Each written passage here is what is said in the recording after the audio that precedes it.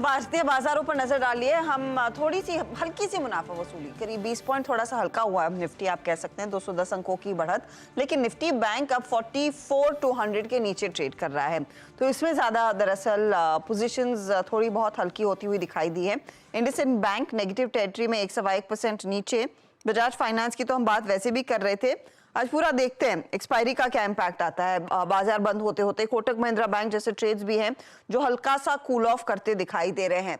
लेकिन बहरहाल मार्केट पर व्यू क्या बन रहा है और यहाँ से आगे कितनी और तेजी बनेगी, हमारे साथ मार्केट बिग वॉइस में कंप्लीट सर्कल के गुरमीत चड्डा जुड़ गए। Gurmeet, good afternoon. आप हमारे साथ बैठे हैं तो जाहिर तौर पर मैच का टिकट नहीं मिला, लेकिन मूड माहौल आपके ऑफिस में क्या है? मैच देख रहे हैं आज कि नहीं? बिल्कुल। दो स्क्रीन चल रही है, एक सीएनबीसी आवाज की और एक हॉटस्टार की। तो दोनों दोनों ट्रैक कर रहे हैं, दोनों ट्रेंड पॉजिटिव लग रहे हैं अभी तक। तो देखते हैं क्या आगे क्या होगा। अच्छा, इस बीच गुरमीत से बातचीत कंटिन्यू करेंगे। इस बीच निफ्टी की एक बार कंट्रीब्यूशन प्लेट लेकर आइएगा। वीरू, आज रिलायंस ने बढ़िया लीडरशिप पकड़ ली है। 1.5-2% के उछाल के साथ देख रहे हैं स्टॉक इस समय कामकाज करता हुआ। जी हाँ, इनफैक्ट आशीष, मैं इसी पे आना चाह रहा था। रिलायंस बहुत दिनों बाद, प्लीज़ याद रखिएगा, हम इंडेक्स के पर्सपेक्टिव से एक बड़े कंट्रीब्यूटर बात कर रहे हैं, सबसे ऊपर है। सिर्फ इसका एक अपडेट ले लेते हैं यहाँ पर, एक दिग्गज स्टॉक फ्यूचर छूट ना जाए। Post I think mid of September first time Reliance अपने लास्ट ड्यू एवरेज 100 डे को काट रहा है।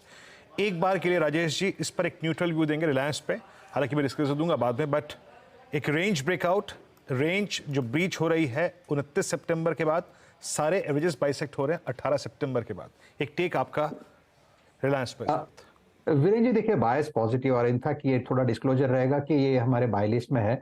और द रीजन यहाँ पे क्या है, ये क्लस्टर निकल रहा है, और सबसे बड़ी बात है इसने अपने 200 DMA को सरपास किया है with rise in volume and gain in open interest. तो लॉन्ग बिल्टअप तो क्लैरिटी दिख रहा है। मुझे लगता है इसका इमीडिएट टारगेट होगा 2440 का, 2440 का। तो लॉन्ग साइड का ट्रेड बनाइए, स्टॉप लॉस रहेगा 2320 का। वीरेंद्र जी, और एक चीज मैं यहाँ पे जोड़ना चाहूंगा, रिलायंस का in the money call option भी यहाँ पे बाय कर सकते हैं। 2340 का कॉल ऑप्शन वीरेंद्र जी 37 पे मिल रहा है, तो इसे बाय करे। स्टॉप लॉस रखे 22 का, और इसका टारगेट सेट करे 65 रुपीज का। तो रिलायंस का 2340 का कॉल ऑप्शन, ये भी हमने क्लाइंट्स को सजेस्ट किया हुआ है। रिलायंस में एक अच्छा खासा मोमेंटम क्लियरली बनता दिखाई दे रहा है। अब फंडामेंटली इस तरह के मार्केट में जहां पर मोमेंटम है और अच्छा खासा मोमेंटम बना हुआ है, पोजीशंस कहां पर ली जाए? गुरमीत बताइए। पहले तो रिलायंस इंडस्ट्रीज जैसे प्लेयर्स, हम इनफैक्ट आपको याद है प्री दिवाली और चर्चा हो रही थी, क्या इस नई रैली में ऋतिक स्टॉक्स काम करेंगे? उसमें तो आर रिलायंस ही है। नहीं, बिल्कुल, और काफी ओवरड्यू है मुझे लगता है।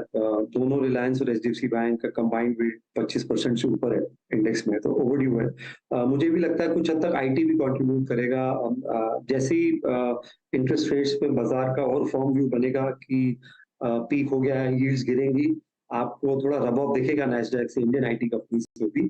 क्योंकि आपने देखा होगा कि डील विंस हो रहे हैं, एग्जीक्यूशन जो हो रहा है थोड़ा स्टैगर्ड हो रहा है, और कुछ कंपनीज का ऑन साइट मिक्स भी धीरे धीरे इंप्रूव हो रहा है।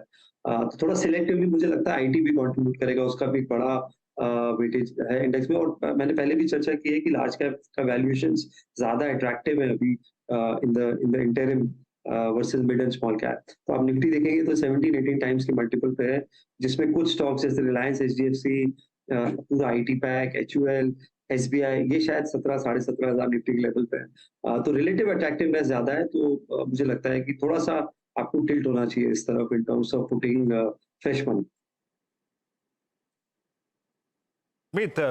जो हम बार बार रियल स्टेट की बात करते हैं, रियल स्टेट इंसिडरी की बात करते हैं, एचएफसीज की बात करते हैं, आपने इस मोमेंटम को पिछले एक साल में बहुत अच्छी तरीके से खेला है थ्रू पॉलीकैब, जो कि आप लोगों के पोर्टफोलियो में है, आपके पीएमएस में है भी, मेरे को अच्छी तरह से मालूम है। हालांकि पॉलीकैब बहुत चल चुका है, आपके पास एक इतना बड़ा फ्रैक्शन है उस पोजीशन को होल्ड करने का कि पूछिए मत। But now at DLF at decade high, almost 14 years high पे ट्रेड कर रहा है, over reality all time high. आप इस वक्त कोई real estate company, not exactly real estate ancillary, कोई रियल स्टेट कंपनी या एचएफसीज दे रहे हैं इस वक्त एंसिलरी को छोड़ के? बिल्कुल, डीएलएफ अच्छा लग रहा है। जैसे मैंने बोला, लोग भूल जाते हैं 2007 में 1200 का लेवल था, उससे अभी भी शायद 50% नीचे है। और रेरा के बाद एक बहुत स्ट्रक्चरल चेंज हुआ है बैलेंस शीट में, स्पेशली जो लार्ज डेवलपर्स हैं। रियल एस्टेट डीएलएफ का एक प्रीमियम स्पेशली नॉर्थ में एक they have the ability to sell very high end projects. Camellias है वो 70-80 करोड़ का है, अभी एक पेंट हाउस 100 करोड़ का सेल हुआ है। लास्ट ईयर 15,000 करोड़ का प्री सेल किया था, इस साल उसको बेटर करेंगे। इनफैक्ट फर्स्ट क्वार्टर के जो नतीजे थे उनके उतने इतने बड़े लॉन्चेस नहीं थे, उसके बावजूद एक्जिस्टिंग इन्वेंट्री काफी लिक्विडेट करी। जो उनका डीसीसीपीएल का पोर्टफोलियो, रेंटल पोर्टफोलियो, वो बहुत अच्छा कर रहा है। 1400-1500 करोड़ के आसपास का अक्रूवल है वहाँ पे। ऑक्यूपेंसी रेट्स अच्छे हैं, थोड़ा सा वैल्यू अनलॉकिंग भी होनी चाहिए वहाँ पे। और आगे गुड़गांव में उनके बहुत अच्छे लॉन्चेस हैं, मिड अफ्लुएंट सेगमेंट में भी और अफ्लुएंट सेगमेंट में भी, including crest 2, including more projects जो थोड़ा न्यू गुड़गांव की तरफ है।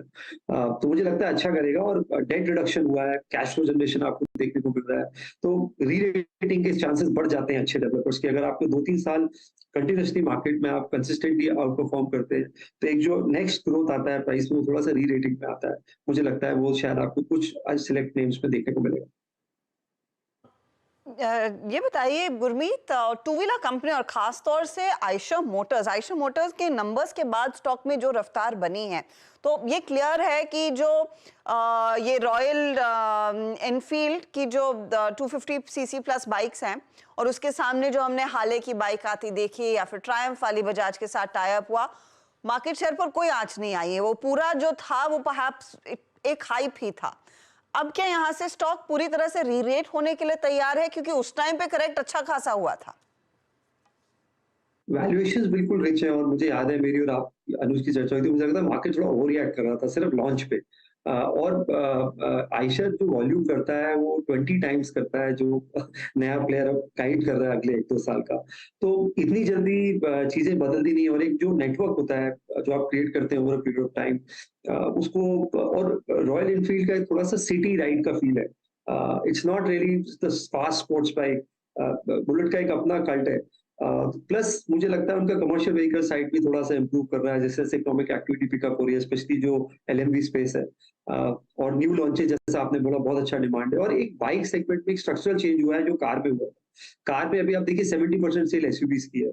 बाइक्स में भी आप देखेंगे तो अब 70%, ऑलमोस्ट 66% सेल जो है इंक्रीमेंटल, वो प्रीमियमाइजेशन की तरफ है। इसलिए आपने देखा होगा टीवीएस और बजाज ने हीरो को आउट परफॉर्म किया है, क्योंकि हीरो उस रेंज में अच्छी बाइक्स नहीं ला पाया अभी तक, जो 125 CC and 150 CC and above है। तो मैं अभी भी टू व्हीलर्स में टीवीएस प्रेफर करूंगा। और एक ऑटो एंसिलरी है जो हमें अच्छी लगती है, मैंने चर्चा भी करी थी मोटर ट्रेंड में, संधार टेक्नोलॉजीज बहुत मार्केट लीडर है विजन और लॉकिंग सिस्टम में। केबिन्स बना रहे हैं, फैब्रिकेशंस में है, मेटल शीट्स में है, और एक स्मार्ट लॉक पे काम कर रहे हैं, जो जैसे जो कि अभी जो लॉक्स आते हैं, जो कार में हाइब्रिड लॉक होते हैं, आपको की अभी भी कैरी करना पड़ता है कार के अंदर। स्मार्ट लॉक होता है जो पूरा ऐप से चलता है, उस पर भी उनका वर्क चल रहा है। और ईवी पोर्टफोलियो भी काफी अच्छे कुछ हद तक बना रहे हैं, और कंटेंट वैल्यू पर व्हीकल बढ़ने की है। और अब टू व्हीलर पे डिपेंडेंसी सिर्फ 55% है। तो वो एक हमें स्पेस अच्छा लगता है। कुछ ट्रैक्टर मेकर्स को भी हम देखेंगे एक बार, थोड़ा इलेक्शन सीजन के आसपास हम अगर वैल्यूएशन अच्छा मिलता है तो एमएनएम भी अच्छा लगता है। गुरमीत, अब सिर्फ डेडिकेटेड मिड कैप स्पेस में जाएं तो उसमें आपके पास रेलवे है, आपके पास डिफेंस है। रेलवे स्टॉक्स में एक बार फिर से मूव शुरू हुआ है। शुगर स्पेस है आपके पास केमिकल है जिसकी स्ट्रॉन्ग प्रेजेंस मिड कैप में ही होती है। यहाँ पे कुछ ऐड किया आप लोगों ने पिछले 2 महीने में, या फिर स्पेशली अर्निंग्स के बाद? तो हमारे पास रेलवे कैपेक्स में हमने टीटागढ़ में हमारा अच्छा रहा, मार्केट ने काफी साथ दिया। अगले 10 साल की ऑर्डर बुक उनकी अवेलेबल है, मतलब उनका अगले 10 इयर्स का जो करंट ईयर रेवेन्यू है, 10 टाइम्स जो करंट ईयर रेवेन्यू उनके पास ऑर्डर बुक है। आप देखिए वैगन्स की कैपेसिटी उनकी 8,500 से लगभग 12,500-13,000 हो गई है। वंदे भारत कोचेस की कैपेसिटी उनकी 250 से करीबन 800 के आसपास आ गई है। फॉर्जिंग व्हील्स में भी उनका जॉइंट वेंचर है आरके फॉर्जिंग से। और ये कंपनी में थोड़ा सा आपको टर्न अराउंड मिला है। ये कंपनी में थोड़े कुछ इश्यूज थे कुछ साल पहले, बट रिमार्केबल टर्न अराउंड है। और तो मुझे लगता है, और एग्जीक्यूशन एबिलिटी है कंपनी में, तो ये हमने ऐड किया है। बाकी स्टॉक्स थोड़े से एक्सपेंसिव हो गए हैं। सोलार भी हमारा टॉप होल्डिंग है, नया हाई बनाया जिसने काफी वैल्यूएशंस काफी रिच हो गए हैं, तो इंक्रीमेंटली और एडिशन नहीं कर रहे हैं इस स्पेस में। केमिकल्स में हम थोड़ा सा एग्रोकेमिकल की तरफ जा रहे हैं, जैसे जैसे हार्वेस्टिंग सीजन है, इलेक्शन सीजन है, रूरल इकोनॉमी में अभी भी थोड़ी सी सॉफ्टनेस है।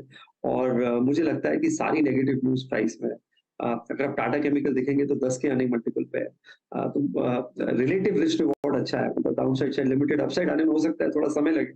उसमें सोडा ऐश भी है, रेलिस इंडिया वाला प्ले भी है, स्पेशलिटी केमिकल का प्ले भी है, बैटरी जो ईवी बैटरी वाला प्ले भी है, और अच्छा मैनेजमेंट, स्ट्रॉन्ग मैनेजमेंट है।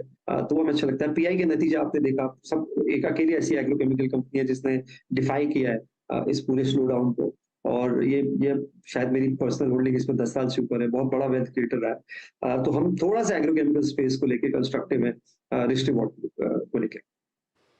ओके, तो ये कुछ काउंटर्स हटकर जो इस समय खरीदे जा सकते हैं। अच्छा गुरमीत, कंसिडर आप 16 इंडस्ट्रीज ट्रैक करते आए हैं, पीटीसी इंडस्ट्रीज भी ट्रैक किया है क्या? नहीं, ये हमारे इन्वेस्टमेंट यूनिवर्स में नहीं है।